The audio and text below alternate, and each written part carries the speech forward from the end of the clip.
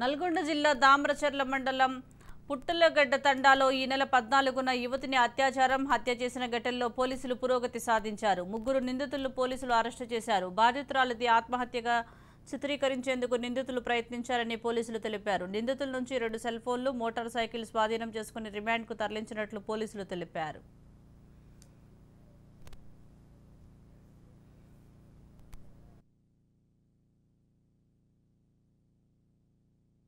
పుట్టలగడ్డ తండా దగ్గర ఒక అవివాహిత 19 ఇయర్స్ అమ్మాయి హత్యకి గురికారి పడింది. సో దానికి సంబంధించిన నిందితుడిని ఈ రోజు మిర్యాలగూడ రూరల్ సిఐ వీరబాబు గారి ఆధ్వర్యంలో ఎస్ఐ వాడపల్లి రవికుమార్, ఆయన ఇప్పుడు ప్రస్తుతం హైకోర్టు పనుంటా వల్ల హైదరాబాద్ వెళ్లాల్సి వచ్చింది. ఈ has done a very good work in this case. వాళ్ళ ఆధ్వర్యంలో ఈ రోజు 3 నిందితులను కూడా అరెస్ట్ చేసినాము. భాష్య, మణి అండ్ శ్రీరామ్ వీళ్ళు కూడా అనుమానితులుగా పిటిషన్ లో పేర్కొనబడటం జరిగింది. వాళ్ళ విషయంలో కూడా లోతుగా విచారణ జరుపుతున్నాం.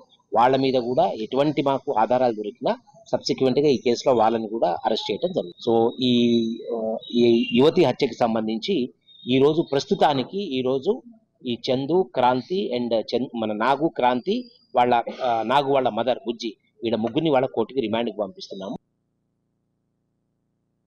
14వ తారీఖున రాత్రి దామరచర్ల మండలం